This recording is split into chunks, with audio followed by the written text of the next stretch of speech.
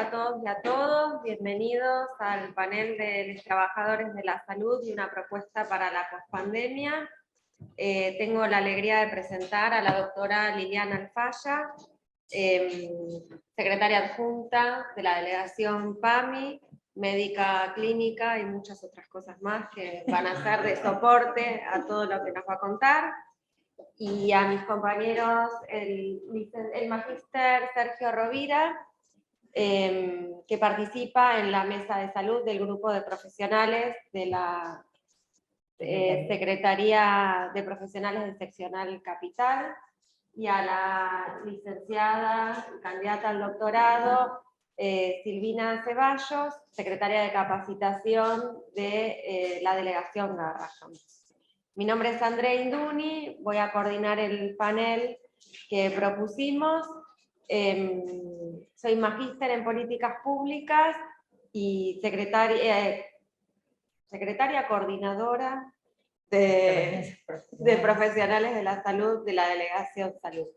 Bueno, sin más preámbulos, compartimos la presentación y vamos a ir charlando entre todos y todas.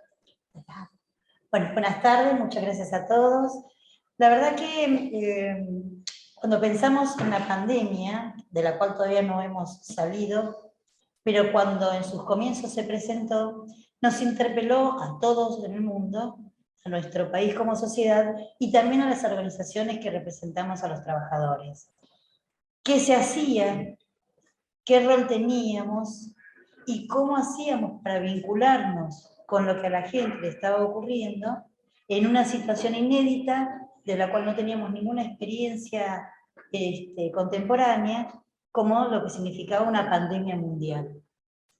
Frente a esto, bueno, nuestro secretario general planteó recrear los valores que orientan y son la misión de nuestra organización sindical. ¿Y qué quería decir esto? Primero, cuidar a nuestros trabajadores, de quienes nos sentimos dirigentes que defendemos sus derechos. Y segundo, mirar hacia afuera de nuestros lugares de trabajo, que era la Administración Pública Nacional, con sus organismos descentralizados, y ver cómo nos insertábamos acompañando esta situación excepcional a nuestro pueblo. Y para dentro de los ministerios, ¿qué significaba como organización sindical estar a la altura de las circunstancias de esta situación tan excepcional? Primero, poner en marcha algo que existe en los convenios colectivos, que se llama CIMAT, que quiere decir Condiciones y Medio Ambiente de Trabajo, que implicaba esa comisión paritaria poder traducir todos los protocolos sanitarios que surgían del Ministerio de Salud de la Nación y los decretos presidenciales en ser garantes de su cumplimiento en los lugares de trabajo. Entonces nos encontrábamos con estas comisiones paritarias, con funcionarios y funcionarias de un gobierno recién asumido, que tampoco tenían todas las herramientas para poder brindar en todo su esplendor la aplicación de estos protocolos. Por lo cual, en forma presencial, muchos dirigentes, hombres y mujeres de nuestra organización sindical, fueron parte de esas comisiones paritarias, peleando, discutiendo y encontrando la manera más rápida que venciera la burocracia natural del Estado para dar respuestas inmediatas en la aplicación de los protocolos. ¿Por qué? Porque si bien estaba presente la cuarentena más contundente, había presencialidad de muchos de nuestros organismos con trabajadores que se declararon esenciales para que estuvieran presentes en su lugar de trabajo, sobre todo todas las áreas vinculadas a la salud.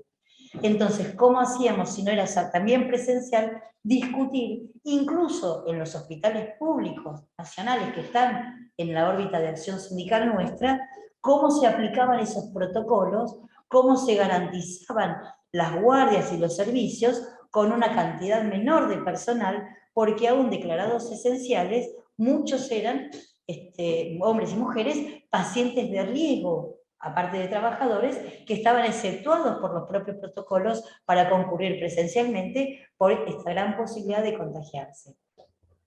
El esfuerzo fue grandísimo. Entonces, si hacia adentro trabajábamos estos protocolos con todo este ahínco, ¿qué más podíamos hacer hacia afuera?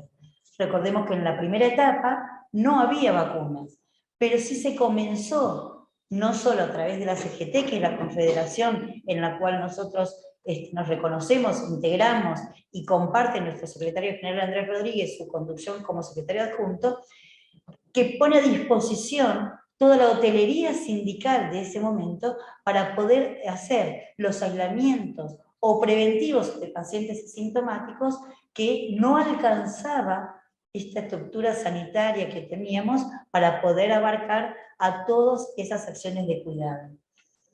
La pandemia nos deja en evidencia eso también, ¿no? Cuánto del sistema sanitario teníamos que encaminar hacia otros rumbos porque estaba sin recursos y devastado, asumiendo una situación excepcional que se llevaba puesto nada más y nada menos, de acuerdo a lo que hiciéramos, la vida de las personas. Este ofrecimiento de poner toda la estructura de hoteles sindicales también fue acompañado porque en el modelo solidario argentino, las obras sociales sindicales también pusieron a disposición esta atención con recursos para que en la circulación del sistema, la falta de camas o el límite a la cantidad de camas ocupadas que se generaban, sobre todo en terapia intensiva, hacía que el sistema público solo no pudiera afrontar esto. Y nuestra concepción sindical nos hace poner en valor algo que a veces se reitera, pero que en este caso se llevó a la práctica en su más alta dimensión, que es la solidaridad.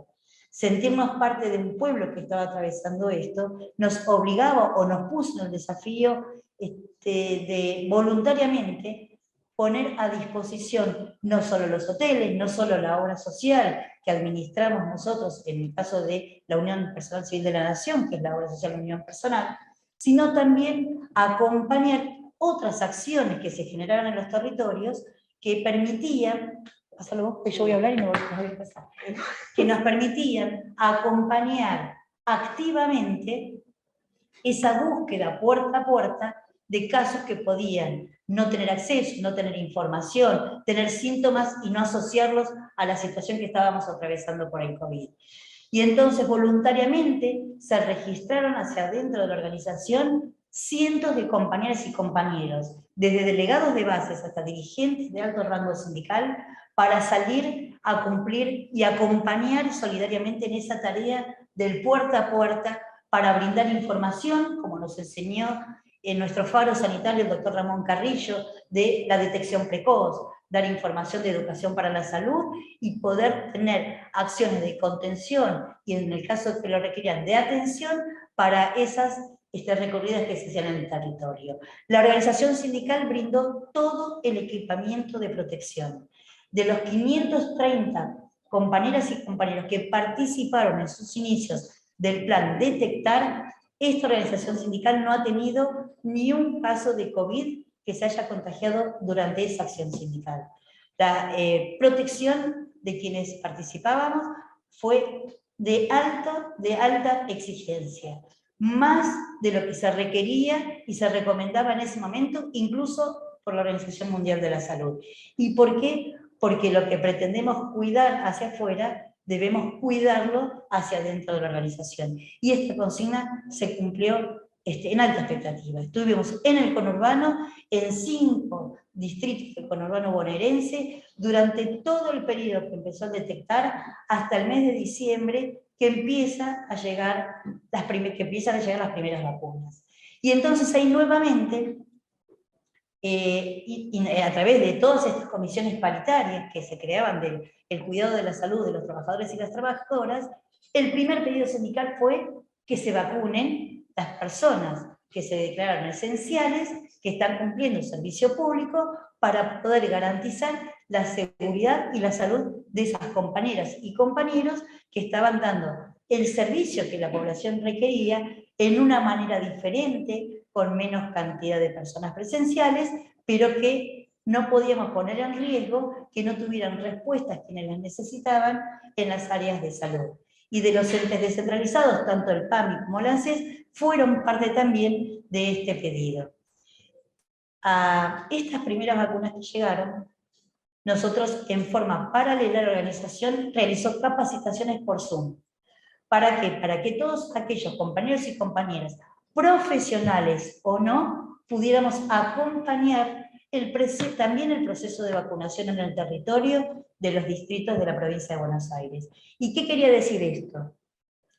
Que uno llegaba a un lugar de vacunación, había lo que se llama un triage en términos sanitarios, que eran el interrogatorio de ocasión para ver de enfermedades prevalentes, de reacciones de alergia, de cuándo fue la última vacuna que se colocó, se clasificaba esa población, pasaban a la instancia de espera para la vacunación y también compañeras y compañeros eran parte de los equipos que aplicaban las vacunas. Y esto también, ¿por qué? Por lo mismo que decimos antes. La solidaridad no se declama, se practica. Y creemos que también, a pesar de los riesgos, porque las vacunas recién llegaban, se asumieron estos valores para vencer aún el miedo, aún la preocupación que nuestros compañeros y compañeras tenían y sus familias tenían por las acciones de ellos, para estar junto a la gente. Con la consigna de no entrar en algo que en ese momento empezó a generarse de la discusión del tema de las vacunas. La verdad que nosotros como trabajadores y trabajadoras, y con esta mirada del sanitarismo que tenemos, no nos interesaban las marcas de las vacunas. Opinaba gente que no sabía ni dónde se hace la BCG. Opinaba gente que no sabe nada de salud, de acuerdo a lo que leía, le decían, o alguna fake news que alguien inventaba.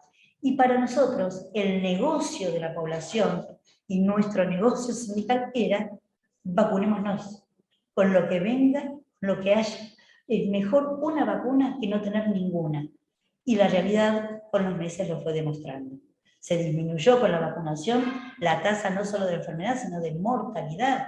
Recuerden ustedes cuántos compañeros y compañeras tenemos ausentes que hemos perdido en el camino, vecinos, familiares, amigos de amistades. Entonces nos parecía que la batalla como trabajadores y trabajadoras era lograr que la mayoría de la población esté vacunada. Y ese fue el proceso que acompañamos, porque como organización sindical creemos en los colectivos, y como construcción colectiva nos sentimos parte de una comunidad que pretendemos que esté lo más organizada posible para mantenerlos, como queremos que estén los trabajadores y trabajadoras, en el mejor estado de salud posible. Y esto en el medio de la situación excepcional que significó esta pandemia, con la mayor campaña de vacunación en la Argentina desde la década del 50, cuando Ramón Carrillo hizo las primeras campañas nacionales de vacunación masivas, teníamos que ser parte, porque somos parte del pueblo argentino. Y descubrimos hace mucho tiempo que, organizados colectivamente, íbamos a encontrar mejores soluciones que cada uno por su cuenta, porque no tenemos ninguna duda que nadie se salva solo ni sola. En este marco queremos poner en valor la acción sindical, no para darnos crédito por lo que hicimos, sino porque nos gusta siempre marcar en una situación tan compleja como la que estamos atravesando, donde pareciera que todo está enfocado a que no creamos en que juntarnos es mejor que estar solos, en que organizarnos es mejor que no organizarse, en que tengamos esperanza en un futuro mejor. Ante esa batalla, creemos que poner en valor acciones como esta contrarresta en algún sentido este mensaje del individualismo donde no vale la pena, donde no tengan esperanza, no crean en nada, nada sirve para nada, todos son una porquería, todos una... No es así, señoras y señores. Para nosotros, y con mucho orgullo, podemos mostrar hechos concretos, porque somos lo que hacemos, no lo que decimos. Y en ese mirarnos de somos lo que hacemos, creemos que esta es la mejor manera de contar que el sindicalismo argentino tiene una historia, que está conformado por humanos y humanas, como en todas las cosas de la vida, y puede haber, y hay seguramente gente que valga más la pena que otras, pero que eso, ningún argumento, ningún hecho aislado, contrapone la idea de que organizadamente, colectivamente, vamos a defender mejor todos los derechos, vamos a cuidarnos mejor entre todos y sobre todo a seguir soñando conquistar nuevos derechos, porque también el soñar al futuro nos da la esperanza, y nosotros que la verdad que tenemos mucha esperanza, hacemos esto con mucha alegría, nos encanta conquistar derechos en las discusiones de la negociación colectiva, aún discutiendo con los funcionarios y funcionarias, pero esa práctica de llevar a las mesas de negociaciones las cosas que nos parecen que mejoran la calidad del trabajo, la calidad de vida, los ambientes laborales, las mejores oportunidades y trato, la igualdad de acceso como una política tan importante para nosotros en términos de las carreras administrativas, que tengamos esta igualdad de accesos más allá de los géneros. Digo, todo el desarrollo de la representación sindical hace que miremos para nosotros y miremos para afuera. Y esto lo demostramos en estos hechos concretos. Por lo cual nos parece que el modelo sindical, que siempre lo ponemos en valor por su mirada solidaria, por su forma de aplicación solidaria, donde los más jóvenes con mejores sueldos y más sanos sostienen en el sistema solidario a los mayores, a los enfermos, nos parece que también tiene una correlación histórica en esa visión, haber participado de esta manera con los riesgos y los miedos que sentíamos todos, tanto en el plan detectar como en el plan vacunar. Y esta decisión de nuestro secretario general de así llevarlo adelante y que voluntariamente nos anotáramos los compañeros y compañeras, da muestras también de esta democracia sindical que también siempre nos gusta marcar, porque no vamos a permitir que nos insulten la inteligencia quienes creen que o cuestionan dirigentes del modelo sindical desde una mirada por fuera de los trabajadores que los elegimos.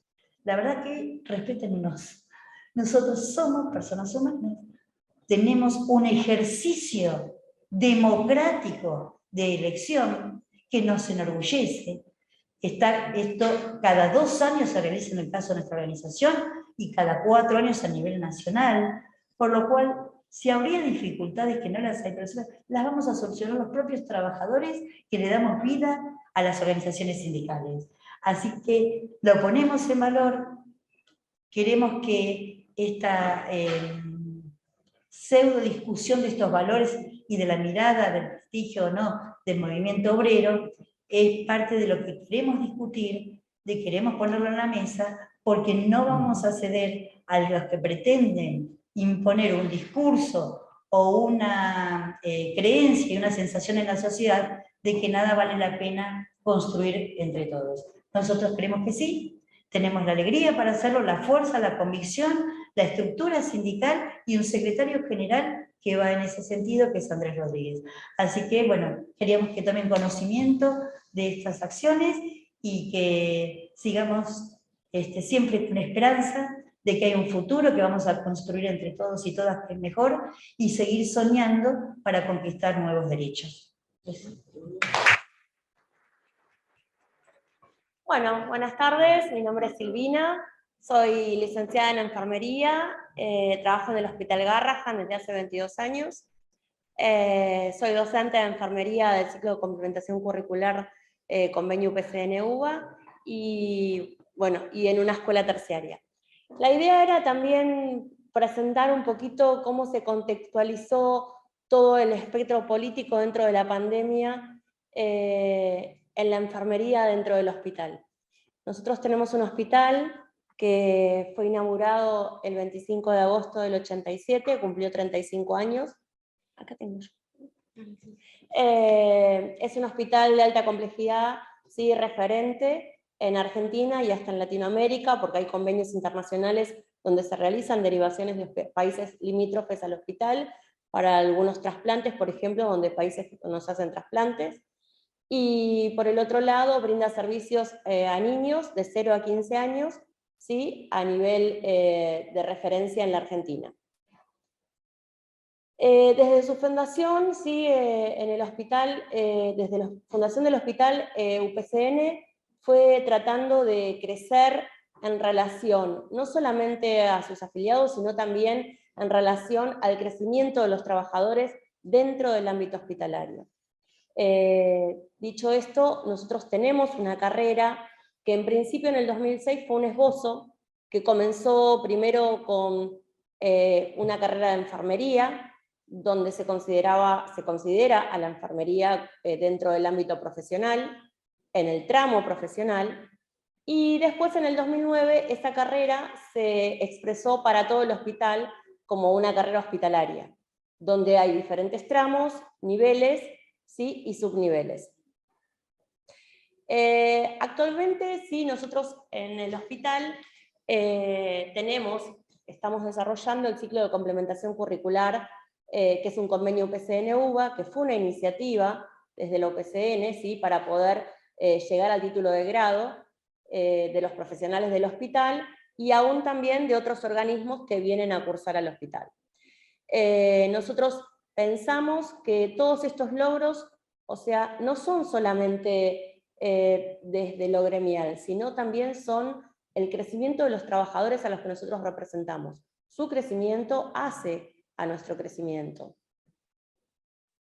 Y estamos en vías también, ¿sí?, de homologar el convenio colectivo. Estamos, a partir del año pasado, empezamos a organizar, ¿sí?, reuniones a pedido nuestro, y con el apoyo del Ministerio de Salud y del Ministerio de Trabajo, se está trabajando en una mesa el convenio colectivo, que esperemos que prontamente se pueda homologar.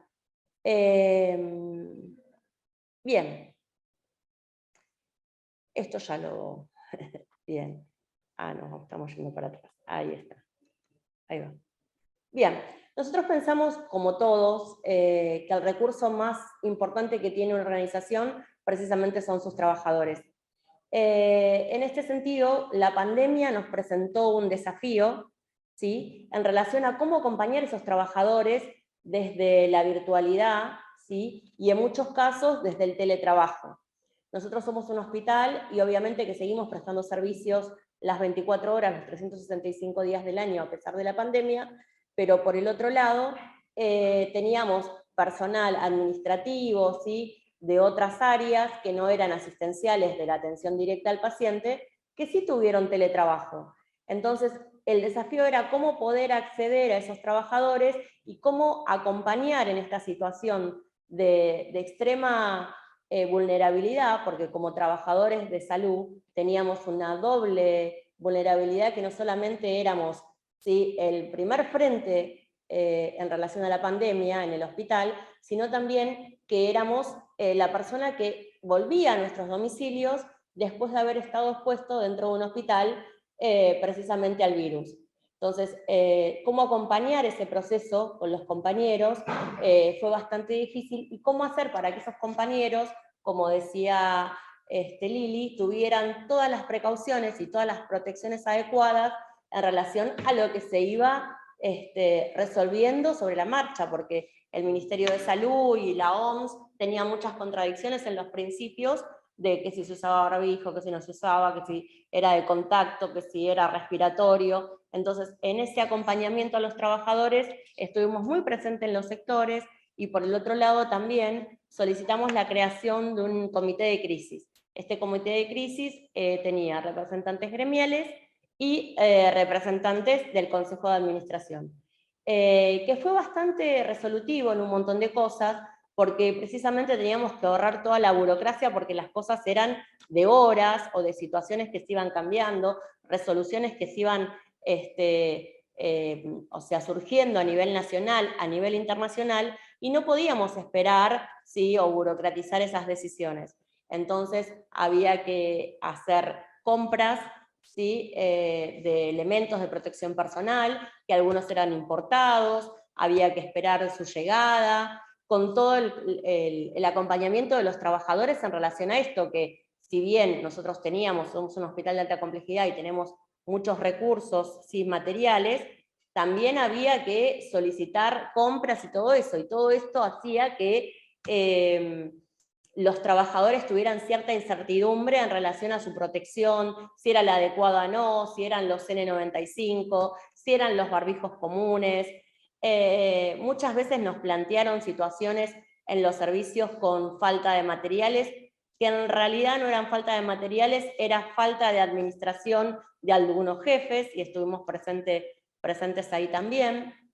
Así que bueno, fue bastante complejo al ser un hospital pediátrico, porque no solamente atendíamos a los niños, sino a su familia. A veces el testeo se lo realizaba al niño y también se le tenía que realizar al acompañante. Y una vez que el niño estaba internado, por cualquier otra causa, que quizás no era COVID, el acompañante a la semana o a los 2 o 3 días de estar internado, era COVID positivo. Entonces había que aislar al niño, aislar a su familia, cortizar, o sea, los grupos de trabajo, porque también tuvimos que hacer eso, tratar de hacer 2 grupos de trabajo por turno, porque después si había que aislar a un grupo, te quedabas sin personal para cubrir el servicio. Bueno, todo eso se creó a partir de ese comité de crisis, variando a lo largo del tiempo, porque todos sabemos cómo fue variando el periodo de incubación y las restricciones en relación al retorno al ámbito laboral.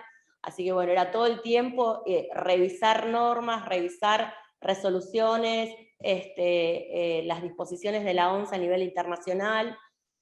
Y bueno, y en este contexto la enfermería, ¿sí? Fue uno de los trabajadores que más se visibilizó dentro de la pandemia. Creo que dentro de nuestro imaginario social que tienen las personas del enfermero, en este contexto de pandemia hubo muchísima visibilización de nuestro trabajo y revalorización de nuestro trabajo. Así que bueno, en este contexto nosotros tenemos esta formación, ¿sí? Dentro del hospital, y nosotros pensamos que la enfermería tiene varias aristas en relación a su complejidad, que no solamente es un personal crítico por su carencia, o sea, por su falta de recursos humanos, sino que también tiene una complejidad en relación a su formación, porque tiene diferentes niveles de formación. Hoy por hoy a nivel gubernamental, o sea, organismos gubernamentales, no hay formación de auxiliares, pero todavía en algunos ámbitos privados siguen formándose auxiliares. Tenemos el enfermero técnico, el enfermero universitario y el enfermero licenciado.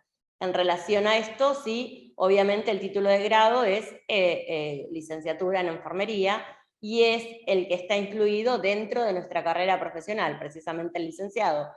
Pero es una profesión que está feminizada, obviamente que está relacionada con el cuidado, y es una profesión altamente, sí, con un porcentaje muy alto de personas mujeres, ¿sí?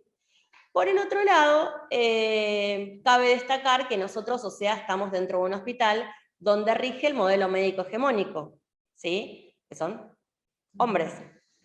Entonces, estamos en un contexto, sí, constantemente en una puja de poder, y no solamente en relación a una puja de poder, sino en una revalorización del trabajo del enfermero, que no va en detrimento de ningún otro profesional, pero sí una visibilización de su trabajo y una revalorización en relación a su formación. Ya hoy no somos los enfermeros de la década del 70 o del 80, donde en su mayoría eran auxiliares. Nosotros en el hospital, con el tema de la carrera, cuando se inició la carrera en el 2006, tenía solamente un 15% de licenciados y un 85% de enfermeros técnicos, y en muy bajo porcentaje sí auxiliares. Hoy por hoy nosotros tenemos un 75% de licenciados y el resto de 25% es de enfermeros técnicos o universitarios. Entonces, precisamente en relación a esa formación académica, estructurada dentro de una universidad, es que pensamos, ¿sí?, el crecimiento de nuestros compañeros dentro del hospital. Tenemos nuestro ciclo de complementación, ¿sí?, que figura a través de la UBA, ¿sí?, en un convenio con UPCN, y tenemos ya casi 100 egresados en nuestro hospital del ciclo de complementación curricular. En este sentido, en la pandemia nos tuvimos que reinventar como docentes también, porque no eran clases presenciales. Entonces tuvimos que reinventarnos como docentes con las clases virtuales, ir aprendiendo toda esta metodología de la virtualidad y los exámenes virtuales, y todas esas cosas que para los alumnos eran nuevas, pero para nosotros como docentes también. Fue un desafío grande, lo pudimos sobrellevar y tuvimos, ¿sí? El año pasado, ¿sí? Otro corte de egresados dentro del ciclo de complementación curricular.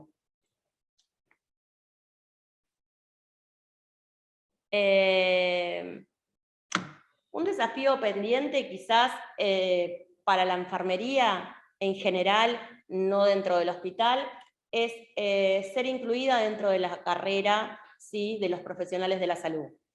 No hay una carrera única a nivel nacional, pero nosotros al ser un ente autárquico tenemos una carrera dentro del hospital que es un modelo, ¿sí? Que nosotros, del cual estamos orgullosos. UPCN fue el gestor de esa carrera dentro del hospital. Así que bueno, es un orgullo pertenecer al gremio que realmente revaloriza el trabajo de los profesionales, en este caso, ¿sí? De la enfermería.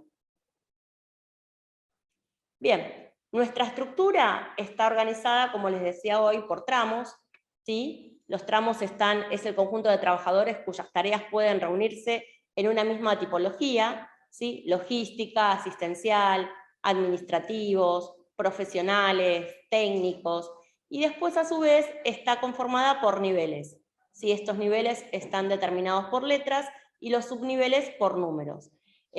Para el pase del subnivel, en realidad el requisito es la permanencia en el nivel, uno va pasando, ¿sí? En relación a la permanencia, y en el caso del nivel, uno tiene que acceder a cierta cantidad de créditos para pasar de nivel, o sea que sería esta letra, cuando se ha cumplido la permanencia dentro de ese nivel.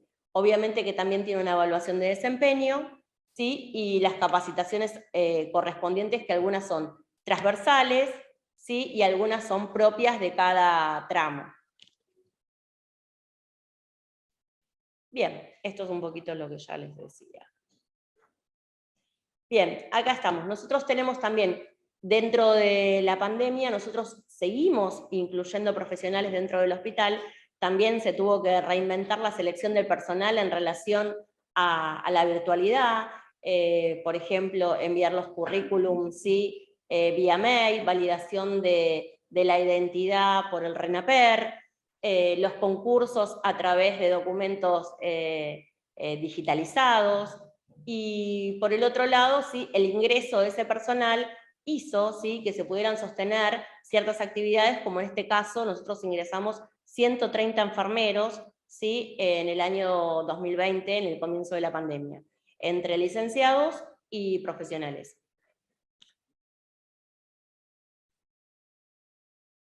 Bien, y en realidad, bueno, la pandemia, lo que les decía al comienzo, dio la visibilidad de la necesidad de una enfermería profesionalizada, con condiciones dignas de trabajo, y revalorizó el rol del Estado, ¿sí? Como garante de la salud de las personas, y nosotros precisamente al trabajar dentro de un organismo estatal, ¿sí? Somos ejecutores de esas políticas de salud, ¿sí? Como decía Lili hace un ratito, cada vez que nosotros estábamos en el plan Detectar, estábamos ejecutando una política de salud, cada vez que estábamos vacunando, también estábamos ejecutando políticas, ¿sí? Así que bueno, tenemos una doble responsabilidad para con la comunidad y para con los trabajadores.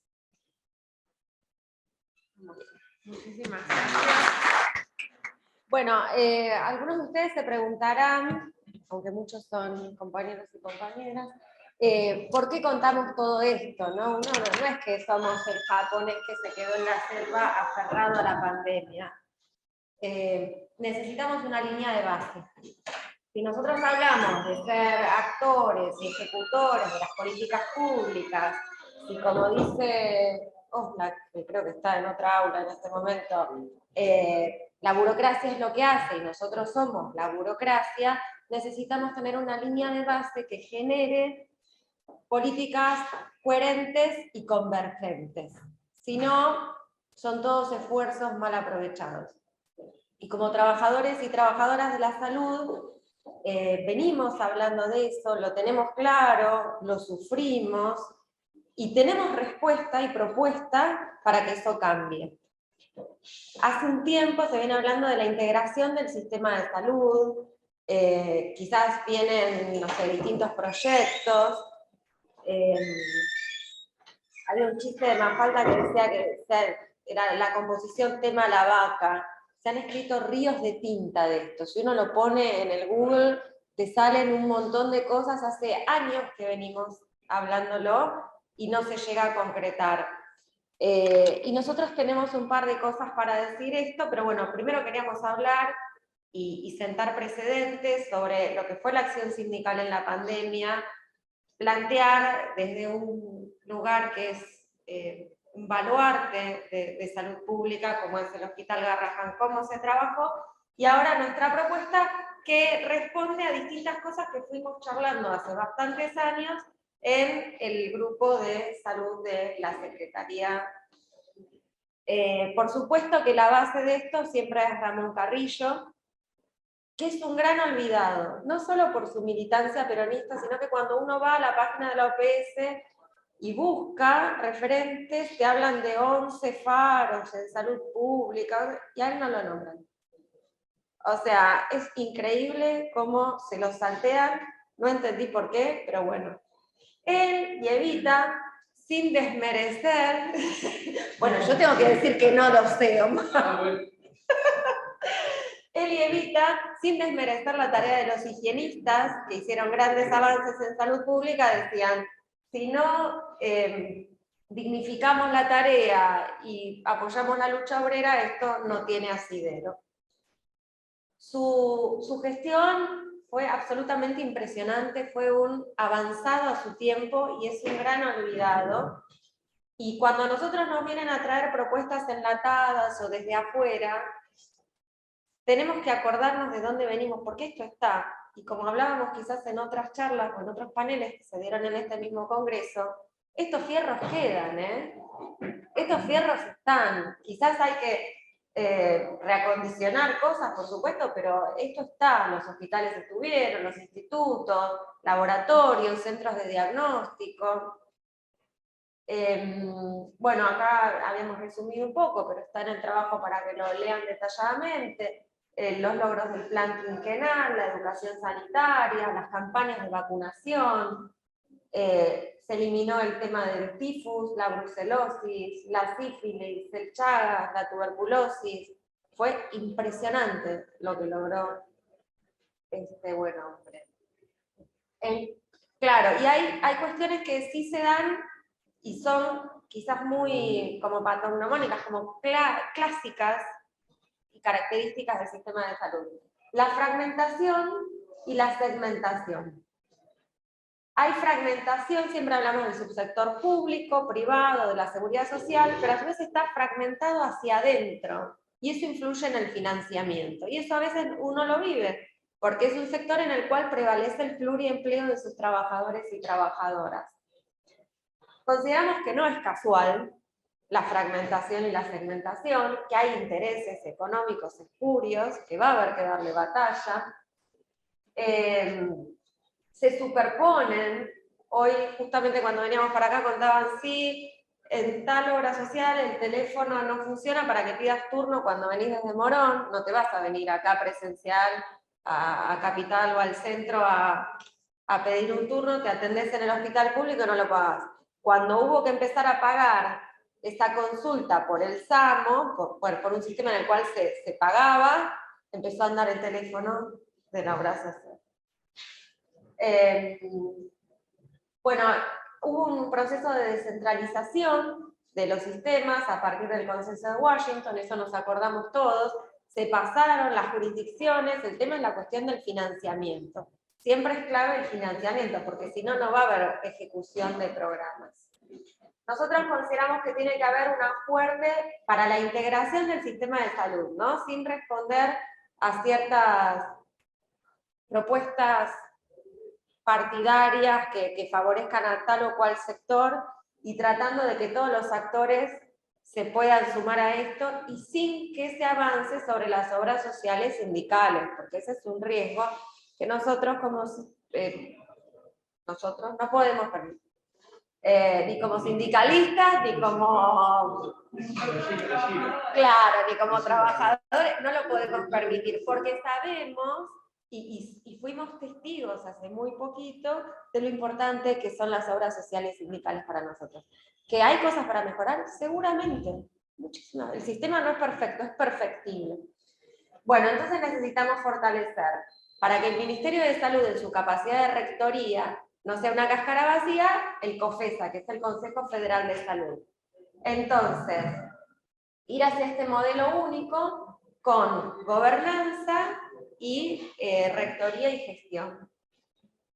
Bueno, el PAMI tiene que ser clave en todo esto. Hay propuestas medias locas que quieren eliminar, o no sé, pasar los jubilados a no sé dónde. No está claro, pero bueno, no estamos ahí. Pero bueno, rectoría y fiscalización, necesitamos saber qué recursos se usan, tener buenas líneas de base, qué se usa, dónde se usa, cómo se usa. Hay cosas que se pueden mejorar, se pueden hacer corredores sanitarios. Y en una segunda etapa, analizar el financiamiento, el subsidio a la oferta, si lo que nos sirve es el sistema de cápitas o no, financiar por resultados, identificar enfermedades prevalentes y de alto costo, ¿por qué no las compras coordinadas? Cuando la ciudad de Buenos Aires, en la primera administración del ingeniero Macri, hizo compras coordinadas en farmacia y se terminaron 33 kioscos, quedó uno solo. Pero los precios que conseguían eran mejor. Había mucha gente muy enojada, pero finalmente fue eficiente. Ojo, si te faltaba cloruro de potasio, faltaba en los 33 hospitales. Pero bueno, se puede mejorar, pero evidentemente una compra coordinada conseguís mucho mejor precio, eso es evidente, que compras individuales. Prescribir por nombre genérico, porque funcionó. Bueno, para que los medicamentos y todo lo relativo a la terapéutica sea de calidad, seguridad y eficacia. Bueno, y para terminar, porque es muy interesante lo que viene ahora, una cita de nuestro conductor, porque esto desde qué lugar lo dice uno. Como ciudadano y ciudadana, como actor y actriz de políticas públicas y como trabajadores sindicalmente organizados. No somos neutrales, no pretendemos serlo, pero nuestra voz y nuestra propuesta viene del saber hacer. Entonces, bueno, un poco comentar hacia dónde queríamos ir. Buenas. Yo soy Sergio Rovira, soy magíster en Salud Pública y magíster en Economía y Gestión del Sistema de Salud. Coordino un servicio de medicina laboral en un ministerio y vengo colaborando con la Secretaría, con el grupo de profesionales de salud ya hace varios años. Lo que me propusieron hablar es utilizar esta experiencia que veníamos trabajando y lo que pasó con la pandemia para poder proponer una mirada de una nueva medicina laboral basada por la pospandemia. Desde hace ya varios años, antes de la pandemia, la Secretaría viene trabajando para el cuidado de los trabajadores. Desde cuando en el 2018, cuando yo empecé a trabajar con ellos, justo entré en un programa que se estaba haciendo muy interesante, que se transformó en una investigación sobre el cuidado de los trabajadores en los sistemas de salud. En el 2019, esta investigación no solo terminó en diferentes informes que fueron presentados en estas instituciones, sino también fue una presentación que se hizo en un congreso internacional de medicina laboral. Principalmente lo que proponemos son un cambio de seguridad, reglamentar o cambiar algunas cuestiones institucionales, y uno de los puntos que salió de esta investigación fue justamente empezar a trabajar con una medicina laboral que empiece a cuidar un poco más a los trabajadores y que acompaña todo este trabajo que la CIMAD realmente hace, que pareciera que la CIMAD se ocupa más de la salud de los trabajadores que la propia institución. En la pandemia, como no voy a estar hablando lo que hicieron, pues ya que hablaron muy bien todo el trabajo, este equipo tuvo muy activo el trabajo del UPCN sobre los cuidados en los trabajadores de la salud, que lo explicó muy bien Silvia. ¿Por qué hablo de la pandemia? Porque justamente es un disparador perfecto que nos pueda conducir hacia lo que hay que hacer. La pandemia nos hizo cambiar la forma de trabajo. Algunos nos hizo quedar en la casa haciendo teletrabajo, pero eso trajo cambios de horario, medios, condiciones, metodología. A los que fueron a trabajar les trajo climas tensos, momentos de confusión, mucha incertidumbre. Hubo miedos que le hizo modificar su forma de trabajo, organigramas que cambiaron, hubo confusión a la hora de las ordenanzas que daba los mandos medios, hubo mala comunicación interna, hubo muchos problemas que dificultó el trabajo institucional. Estos cambios también hicieron que la medicina laboral cambiara. Se tuvo que adaptar a estos cambios para poder colaborar y acompañar al cuidado de los trabajadores. Nos llevó a pensar más allá de las condiciones de trabajo y cómo les afectan a los trabajadores esta nueva realidad. Nos llevó a mirar a las personas como algo general, nos hizo ver la salud de la familia, nos hizo analizar dónde viven, o la distancia que hay entre el trabajo y la institución. Nos hizo ver este tema que recién hablaron de poliempleo, de politrabajo, que principalmente esto ya no era un tema de cansancio del trabajador, sino venía sobre el riesgo que traía del enfermero que trabajaba en otras dos instituciones más, en venir a las nuestras, y la posibilidad de traer el virus a la donde nosotros estábamos. Todo esto traía una dificultad en la salud mental, entonces nos hizo pensar en el estado mental de cada uno, sus medios, sus angustias, sus ansias. Entonces eso hizo que empecemos a trabajar para poder disminuir esas situaciones y estén más intensos. Y empezamos a trabajar en algo que generalmente no se hace, es la situación epidemiológica según georreferenciamiento. Es decir, identificar dónde vive cada uno y poder ver la tasa de incidencia de contagio que tiene cada área. ¿Por qué para esto? Porque sabemos o podíamos prevenir más o menos el riesgo que la persona tenía de estar contagiado por la zona si estaba muy alta tasa de contagio. Todo este movimiento nos hizo llevar nuevamente ahora a tratar de solicitar un cambio de paradigma de trabajo. Necesitamos que la medicina laboral tenga más participación a la hora del cuidado del trabajador, que deje de pensar en ciertas variables y empiecen a pensar en más variables que generalmente hoy no están mirando. Y a la hora de que aconsejan a los directivos de cada institución, tengan en cuenta esas variables. Sabemos acá la medicina laboral, las definiciones que da cualquier libro, los objetivos de la Organización Mundial de Salud, donde determina que la medicina laboral es aquella que se encarga de evitar accidentes y de las enfermedades que trae el trabajo para tener una mayor productividad o estado de salud laboral. Eso es lo que no es necesario cambiar, ya que es la mamata que tiene la medicina laboral. Lo que uno pide es cambiar esa mentalidad. Es hora de tener una gestión diferente, una gestión que vea al trabajador no como un instrumento laboral y que no solo se centre en las enfermedades producidas por el puesto de trabajo o para mejorar la productividad o por el ausentismo. Es hora de hacer una medicina laboral que piense en el trabajador y la trabajadora como una persona social que debe de estar bien para ella. Como también entender que la misma sociedad puede enfermarnos, afectando así el funcionamiento del trabajo y por ende afectando a la institución. ¿Qué puede ser que lo afecte al trabajador? Todo lo que vive fuera del trabajo influye en la persona. Y si influye en la persona, va a influir en el trabajo. La situación familiar, las enfermedades que tienen los hijos, las enfermedades que tienen el marido o las madres, muertes familiares, problemas que tengan de esta famosa ahora frase de las familias ensambladas, familias desarmadas, madres solteras, todo el problema que puede traer la familia va a afectar al trabajador. Y ese trabajador, cuando venga a su puesto de trabajo, no va a poder rendir como se debe. Ni hablar si a eso le sumamos los problemas económicos, volvemos a hablar de esta distancia que uno tiene, no es lo mismo aquel que tiene 20 minutos de viaje para venir al trabajo, que aquel tiene que hacer 3 horas de ida y 3 horas de vuelta, son 6 horas que está fuera de la casa, eso impacta negativamente en el cansancio, como también impacta en lo emocional. No es lo mismo vivir la situación epidemiológica, no es lo mismo vivir en una villa, en una zona donde no tenga agua, ¿cómo se llama? Sí, agua potable, pero en verdad lo que decía de desechos fecales, o que no tenga una buena asfalto.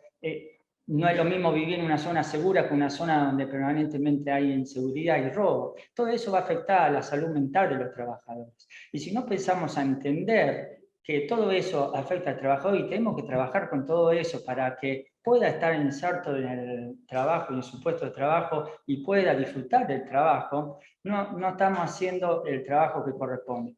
Y eso es lo que yo veo que la CIMAD realmente trabaja con la CIOT, y la CIMAD son dos elementos fundamentales para el beneficio del trabajador, pero no debe ser solo. Tenemos que hacer que la institución también empiece a participar.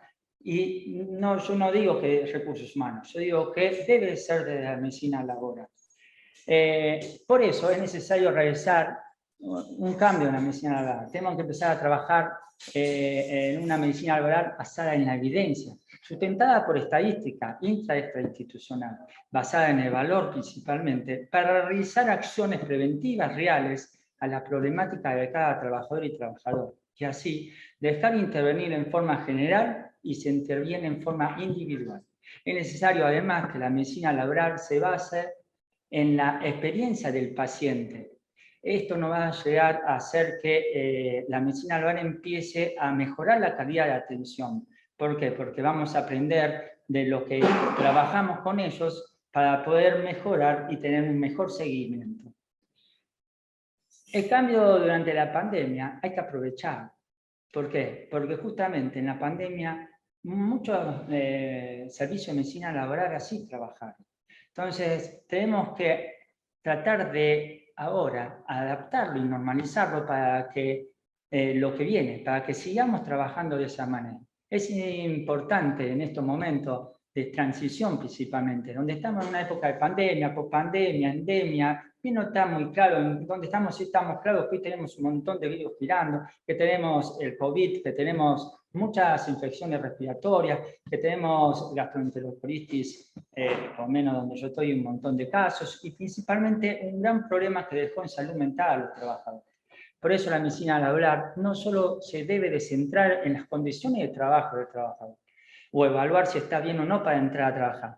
Debe empezar a ver a los trabajadores como una persona compleja, con muchas cualidades y variables y problemas que están afectando al funcionamiento de ellos, y comenzar a realizar programas preventivos y de seguimiento y acompañamiento que estén acorde a lo que le está pasando al trabajador, y no como unas políticas generales. Tenemos que empezar a pensar que la medicina laboral tiene que dejar de ser exclusivo del médico laboral y pasar a ser de un equipo de trabajo interdisciplinario que se basen en estadísticas y protocolos de trabajo proactivos y preventivos. Es hora de dejar de ser un trabajo piramidal y pase a ser un trabajo más horizontal, que sea liderado por un sanitarista, donde el equipo esté compuesto por médico laboral, psicólogo, enfermero, administrativo, sanitarista y experto en promoción de la salud. Es decir, que empecemos a ver el todo y no solo lo que pasa dentro de la institución. Principalmente nos tenemos que basar en las estadísticas. ¿Por qué? Porque las estadísticas son lo que nos permite a nosotros analizar muchas cosas. Nos permite analizar qué población tenemos, qué población vamos a tener, con qué calidad o cualidades de esa población vamos a estar trabajando. Porque con eso podemos alimentarnos para hacer programas y hacer mediciones de trabajo futuro. Ahora voy a hacer justo un ejemplo de lo que se estuvo trabajando como estadística y cómo guió a las políticas que se hicieron durante la pandemia. Esto no está dentro de una institución de salud, sino se hizo en un ministerio. Cuando salió la resolución 207, que dijo que todas las personas con problemas, con factores de riesgo y aquellas que tenían a cargo niños se debían quedar en su casa, el haber tenido bien establecido un seguimiento de los trabajadores y haber tenido en claro qué factores de riesgo tenía, inmediatamente se pudo sacar dos cosas. La primera, decir inmediatamente quién se iba a quedar en la casa y quién no, y la segunda, inmediatamente saber cuántos trabajadores iban a dejar de venir presencialmente. ¿Para qué sirve esto? Para una ordenanza interna y poder reacomodar las funciones laborales de la institución.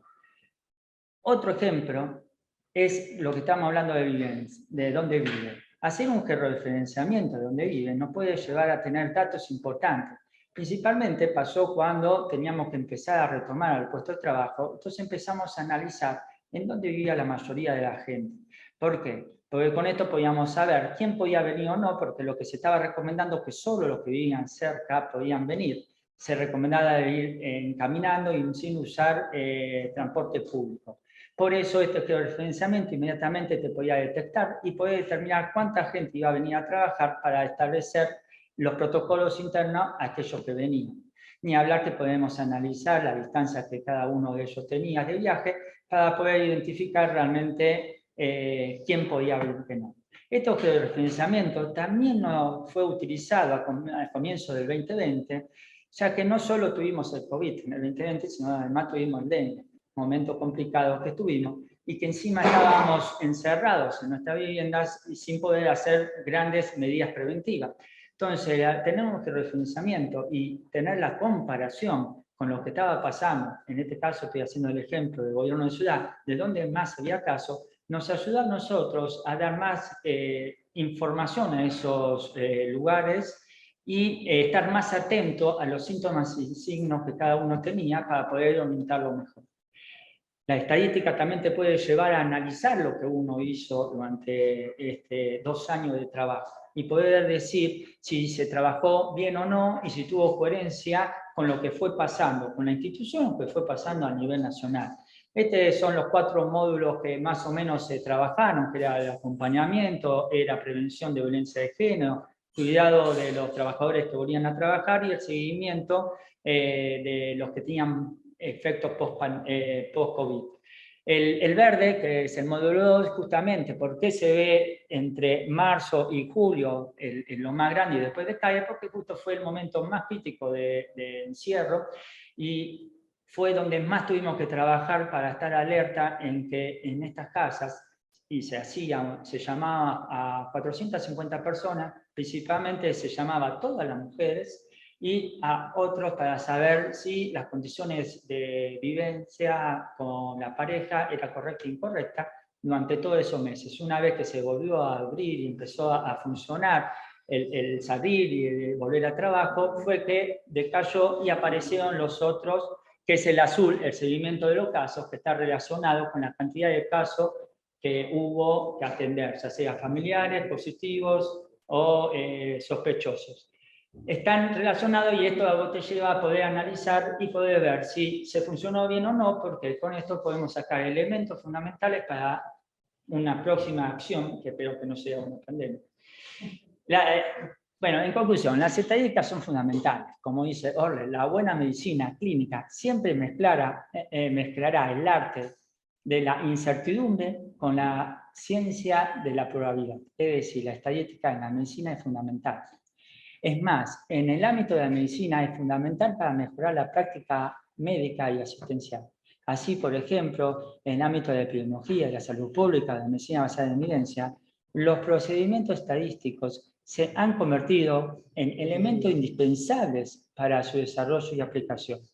La medicina basada en evidencia propone la utilización consciente de la mejor información para la toma de decisiones sobre la atención a cada trabajador y trabajadora, en forma individual, contribuyendo de esta manera a colaborar en el funcionamiento de los mismos, dentro y fuera de la institución.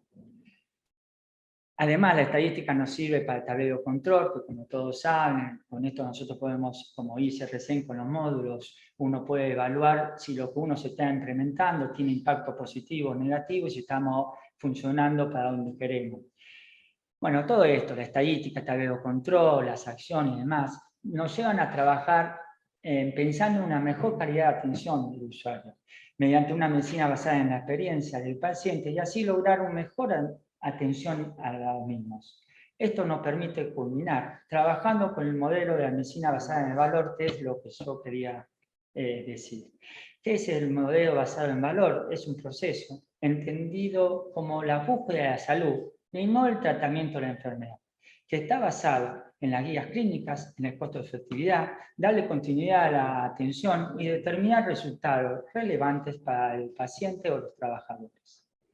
Bueno, en conclusión, la pandemia nos cambió nuestra manera de trabajar y de cuidar a los trabajadores, centrándonos en todas las variables que afectan a la salud de ellos, no solo concentrándonos en el ausentismo laboral o en si está o no en condiciones de retomar su puesto. Nos hizo pensar en su condición de vida, en su familia, en la distancia de trabajo, si poseen o no, está bien en el trabajo o no, las condiciones de salud mental de ellos.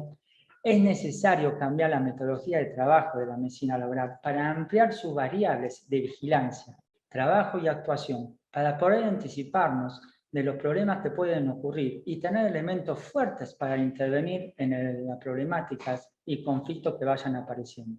El utilizar las estadísticas, el tener una sala de situación en salud, el aplicar una tabla de control y basarnos en una medicina basada en la evidencia, en el valor, nos permitirá en esta área ser más íntegra y generar para el bien de todos y tener mejores resultados, beneficiando la salud de los trabajadores y de la institución. Las estadísticas son fundamentales para la toma de decisión. Se debe fortalecer un sistema de recolección y análisis para que nos guíen en la toma de decisión y así tener un mejor impacto en todos. Uno de los grandes problemas es la institución. ¿Sí? Pasamos desde directores de recursos humanos que toman el poder y condicionan la salud de la gente, y determinan quién dice que puede entrar, no entrar, si lo justificamos o no justificamos, sin ninguna consulta a nadie. Y eso pasa en muchas instituciones.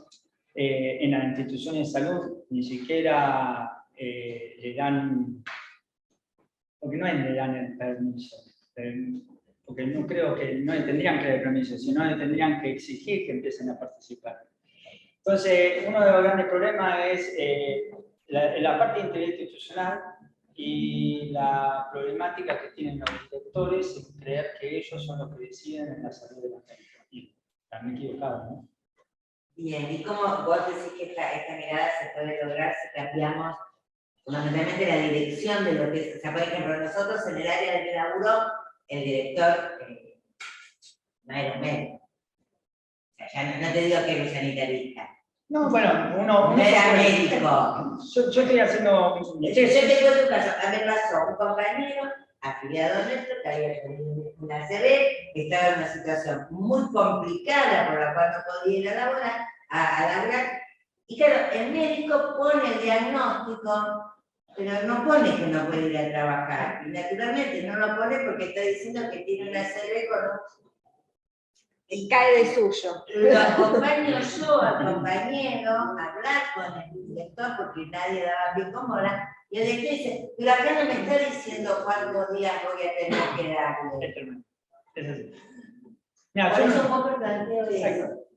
Pasar de una mirada que las áreas sean de control médico o de medicina laboral. El concepto de medicina laboral humaniza y nos permite ver en perspectiva al trabajador o trabajadora en un contexto determinado, lo que planteaba Sergio, determina, bueno, en este organismo, cuáles son las edades mayoritarias, con qué género, con qué patologías prevalentes, qué campañas de salud hacemos en este lugar para hacer esas detecciones precoz y en qué contexto están ocurriendo cosas también, porque muchos de los problemas de salud mental que están vinculados a las situaciones sociales hoy se dibujan detrás de licencias psiquiátricas que encubren otras situaciones. Y en la post-pandemia ya lo estamos viendo. Entonces tomamos notas sindicalmente de esta situación y queremos encontrar propuestas para que si algún aprendizaje de esta pandemia sacamos en términos de medicina laboral, uno sea este. Digo, que la mirada integral nos permita ver que no hay una licencia psiquiátrica.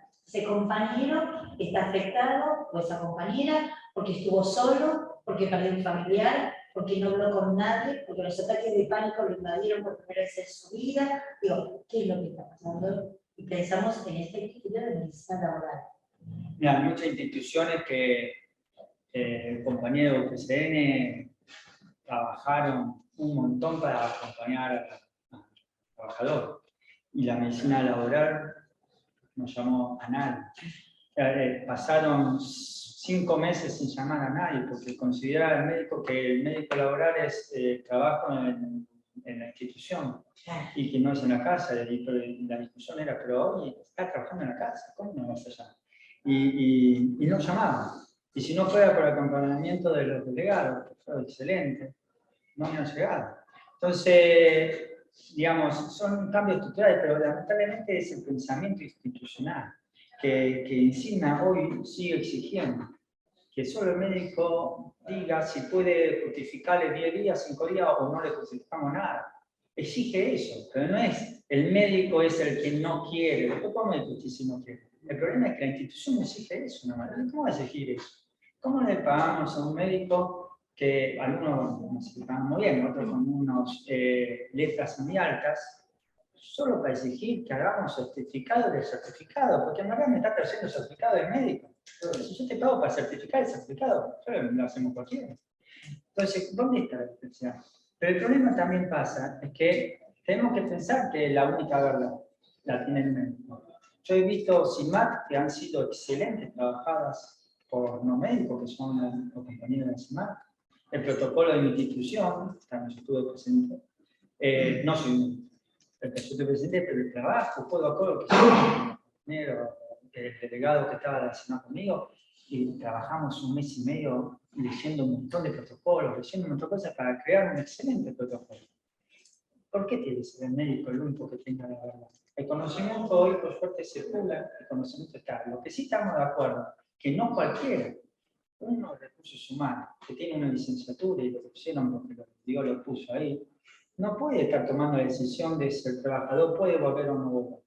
Y no puede estar diciendo, cuando todos trabajamos, lo voy a decir con confianza, en esta institución, yo lo he visto por una vez que fui, todo el Departamento de Recursos Humanos, en la época del 2021, estamos hablando de julio, agosto, septiembre del año pasado, época mala todavía, donde había que usar mucho barbijo, todos los recursos humanos sin barbijo.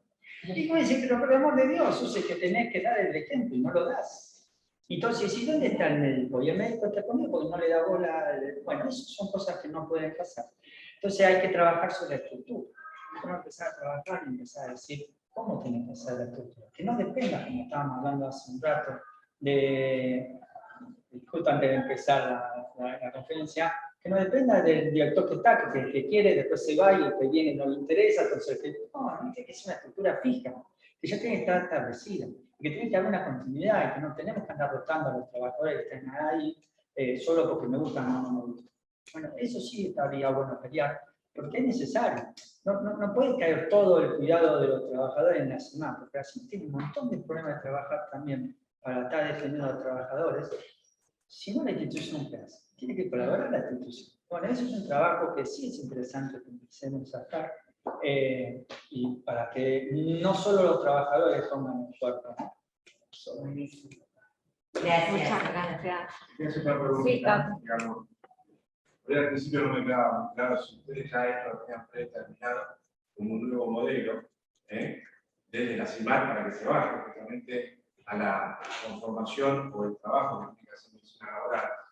Por otro lado, estadísticamente, por la maneja de estadística, se han visto un crecimiento con pandemia con el tema de adicciones. Hago dos, adicciones. La primera, justo cuando hablamos de lo que estuvimos haciendo, uno de los proyectos que me gustó muchísimo fue un trabajo que hicimos en el Posada. Ese trabajo ya se venía haciendo otras reuniones y en el Posada fue muy claro en una de las mesas donde se tocó muy fuerte la necesidad de que la medicina laboral deje de ser lo que hacía.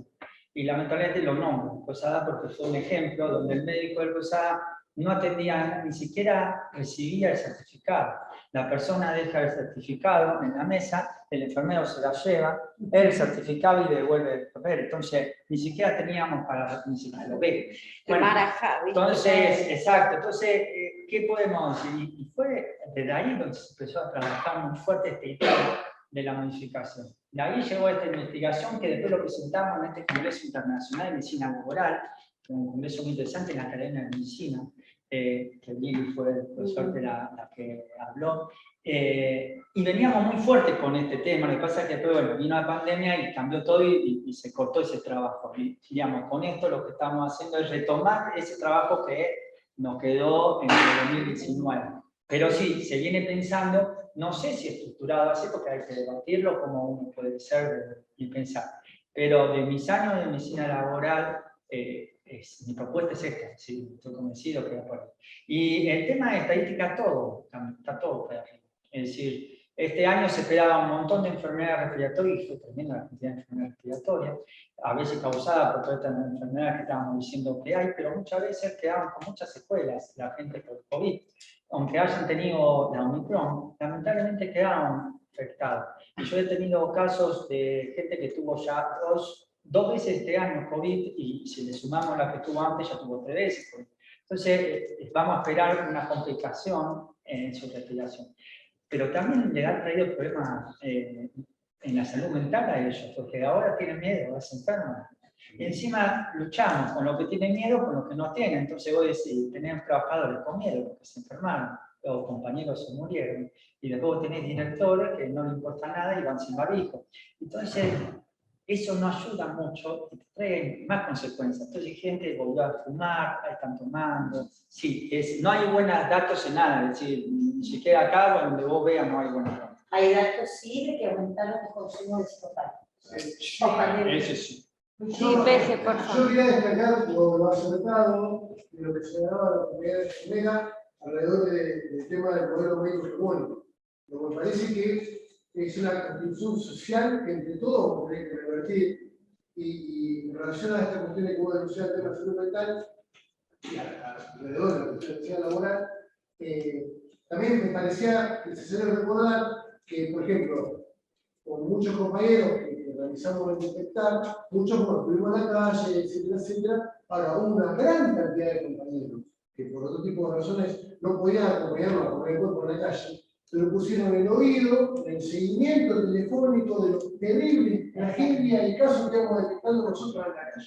¿Sí? Esos compañeros, la verdad que me saco el sombrero con ellos, porque, bueno, estar en la calle sin vacunas, etcétera, no es fácil, pero eso fue una tarea muchísimo, lo que hicieron ellos fue muchísimo más, inclusive dañoso a su propia salud mental.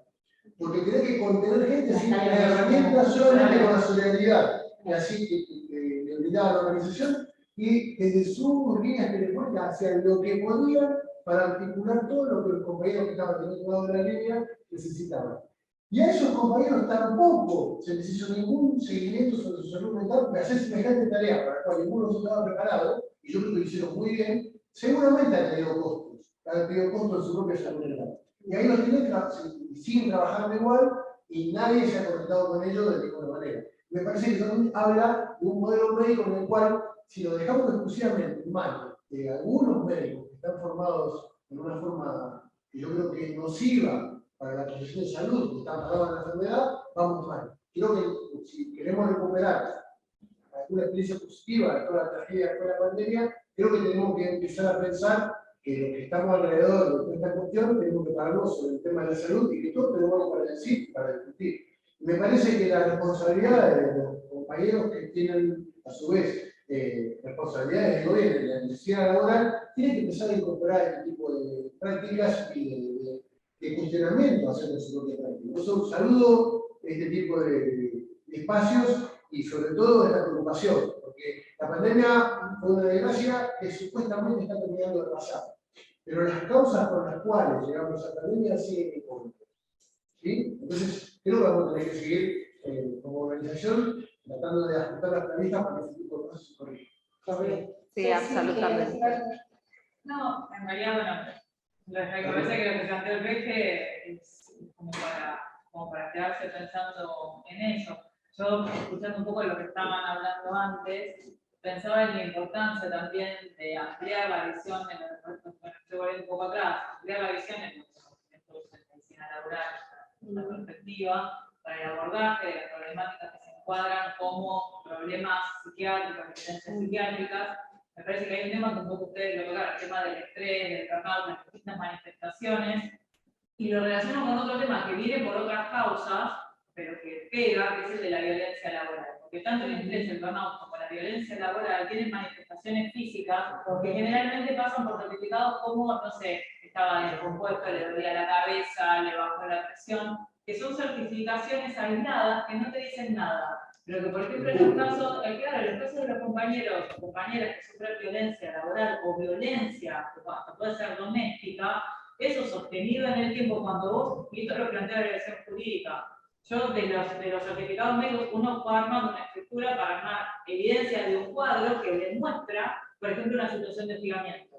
Porque vos, ¿cómo demostrás una situación de hostigamiento? Y la evolución clínica de la persona te habla mucho del ambiente, del entorno. Pero eso es post, claro. Claro, viene después. Entonces, si vos no tuviste un profesional de la salud capacitado para detectar que esa persona tiene, igual que con las elecciones, todos los lunes falta, todos los lunes tiene algo. Si vos no tenés al profesional entrenado para hacer un seguimiento y solamente es un depósito de papeles, nunca vas a detectar cuál es el problema que está atrás. Y con lo que tiene que ver con adicciones, pero lo que tiene que ver con cuestiones de estrés y de burnout, porque tiene que ver con un clima no sano de desempeño laboral. Y por la violencia laboral me parece que es vital, porque una vez que la persona se quemó, o ya cortó las naves por la violencia, es muy difícil, es imposible volver a la situación de salud previa. Pero bueno, una de las acciones geniales que nosotros como área de salud, nuestro PGN, la lista de profesionales, queremos que abarque desarrollar el trabajo que viene fundamentalmente a la propuesta de los nuestros en esta conformación de servicios de medicina laboral integrales. Yo cuando te empecé a escuchar hablar a vos, es como que fue porque yo siempre comparo al médico que está en las oficinas de salud de los organismos con el médico que está atrás de una ventanilla de una prepaga. El tipo está para decirte que no. ¿Sí? Yo cuando yo era muy joven, mi mamá tenía una enfermedad muy seria, mi mamá murió muy joven, yo era muy joven, y voy a una prepaga que en ese momento era la mejor, a pedir que necesitaba una ambulancia diaria para trasladar a mi mamá a hacerse un tratamiento. Y el viejo me mira y me dice, ¿para qué quiere su mamá una ambulancia? Yo que soy dulce y encantadora de chiquita, le dije para pasear. Todo lo que le dije después no lo voy a repetir porque acá estamos. Y me fui en un ataque de histeria, de nervios, de llanto, de toda la gente a buscarme. Yo le dije a mi papá, ¿qué pagan para decir que no? Y mi sensación con los médicos en la mayoría de los organismos es esa. A ver, ¿cuántos días necesitas? Mira, tengo al pibe enfermo.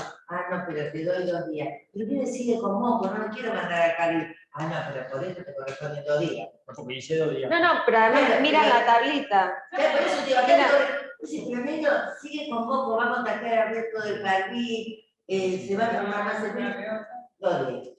Vos tenés que o volver con el pibe al jardín o ver cómo miércoles te organizar o qué enfermedad te inventamos para que te puedas quedar cuidando al O a pibe. veces vienen los chicos al trabajo porque no podía dejar ni un lado. Entonces ahora tenemos en el trabajo un nene que no debería estar porque está enfermo y encima no debería tener trabajo porque está en el colegio. Totalmente. Pero bueno, son las cosas. Esa es el día que dejemos de pensar, solo te dejo no entrar, dejemos de pensar eso, empecemos a pensar en el trabajador y en la salud de ellos, cambia. ¿Y cómo mejora la salud de ese Vamos a trabajador? ver un montón. El rendimiento en el organismo, el rendimiento Pero además laboral. el entorno, o sea, Todo. porque es todo como un Si yo te digo la feedback estadística positivo. de mi servicio, había una persona que permanentemente cada 20 días la teníamos que internar porque tenía un pico de hiperglucemia o el pico de hipertensión, hasta que empezamos a hacer un seguimiento puntual. Tanto es así que hoy me sigue todo, me manda un mensaje, me muestra la glucosa, me dice cómo está. Bueno, porque tuvimos que hacer el trabajo. Me muestra cuando va al médico. Como no soy médico, yo te digo, no soy médico. Yo lo único que hago es, te guío a que vayas al médico. Yo te insisto que vaya y te controlo que vaya. Porque cuando ya tenemos ciertas patologías, el control es lo único que previene. Cuando estás sano, yo creo servicios, lugares sin humo, trato de recomendarte bajar el estrés, te hago un seguimiento, te llevo al gabinete psicológico, te recomiendo, te consigo psicólogo. ¿Por qué? Porque trato de que la gente se evite que se enferme. Entonces, por esta vez, vengo de la salud pública, yo tengo mi maestría en salud pública, trabajé muchos años en salud pública, entonces amo eso. Y eso es lo que llevé, cuando me llevaron a este ministerio, empecé a trabajar así, evitando que la gente se enferme. Es lo fundamental. Pero bueno, espero que lo logre.